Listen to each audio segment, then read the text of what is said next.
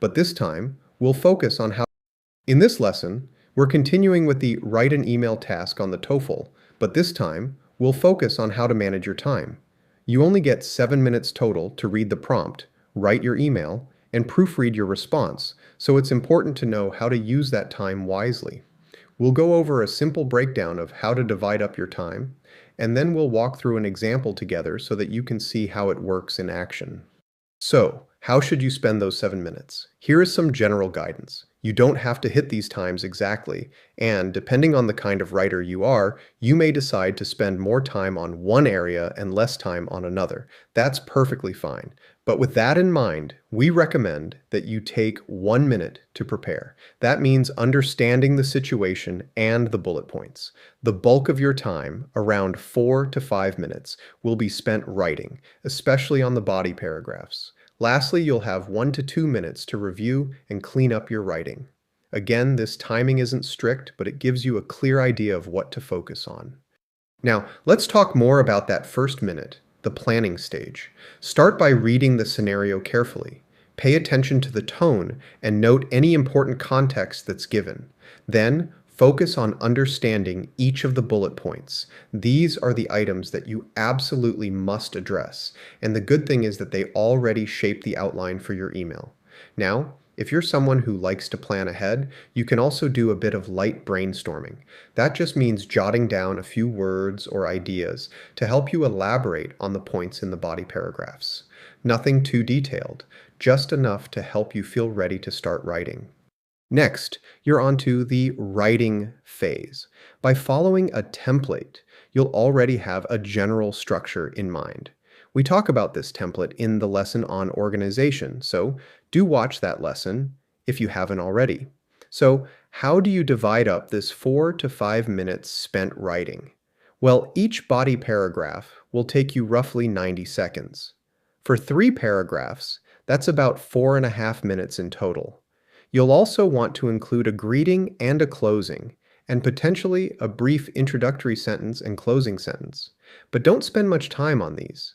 These are quick structural elements you need to add, but the body paragraphs are what you need to prioritize. Now it's time to proofread your email to ensure that you've included what you needed to say as well as what you wanted to say. First and foremost, you want to check the content. Have you responded to all of the bullet points? Are there any details you still need to add? Is your tone appropriate throughout the email? If any of that is lacking, that's where you should spend your time. It's more important to make sure your content is strong than it is to fix small grammar or spelling errors. Related to that is checking to see if your ideas are logical, connected, and easy to follow along with. Lastly, you can check your mechanics. You don't need perfect grammar, but keep an eye out for obvious errors, like subject-verb agreement or misspellings that make your intended meaning unclear. Here's a new example prompt to try. Before we walk through this process together with a sample response, now is a great moment to pause and try writing an email on your own. Set a timer for 7 minutes, just like the real TOEFL test. See how far you can get, from reading the prompt and planning your response, to writing and then reviewing your email.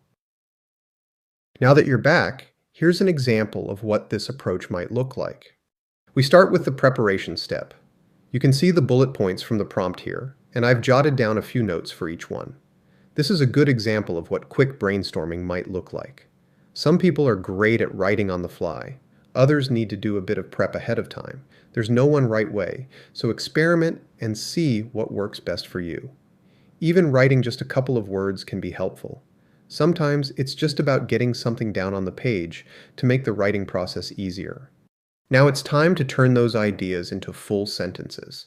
Again, start with the body paragraphs, since that's where the most important content goes. You can always come back to the greeting and closing later.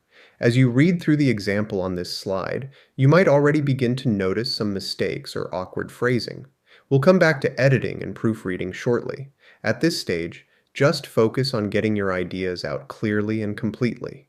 Each body paragraph should respond directly to one of the bullet points, and try to write at least 2 full sentences per paragraph. Once you've written your body paragraphs, you can go back and add the greeting and closing. This part shouldn't take more than 30 seconds, and really, the less time, the better. Also, remember that the intro sentence and the closing sentence are optional. They're nice to have, but not required. In this case, the email starts with a friendly question so that the tone doesn't sound accusatory. However, it does end with a firm but polite request because it's important that Ethan contributes to this project. Regardless, this part should be short and quick since you want to spend as much time as you can on the body paragraphs. Lastly, it's important to give yourself ample time to proofread. In this example, the purple text shows content that needed more detail.